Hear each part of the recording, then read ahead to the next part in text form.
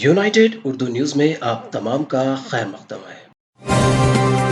तेलंगाना के जगतियाल जिले में शहद की मक्खियों के हमले में एक शख्स हलाक और दीगर कई अफराद जख्मी हो गए। ये अफसोसनाक वाकया जगतियाल जिले के सारंगापुर मंडल के रिचापल्ली गांव में पेश आया। बताया गया है कि गांव की एक मंदिर में पूजा के लिए काफी भीड़ जमा थी। इस दौरान शहद की मक्खियों ने भक्तों पर हमला कर दिया। शहद की मक्खियों के अचानक हमले से मंदिर में भगदड़ मच गई और लोग अपनी जान बचाने भागने लगे। इस दौरान एक 80 साला भीमैया को मक्खियों ने बुरी तरह काट लिया, जिसमें उसकी मौके पर मौत हो गई। इस हमले में दीगर कई अफराद जख्मी हो गए, जिन्हें हॉस्पिटल मुंतकिल कर दिया गया।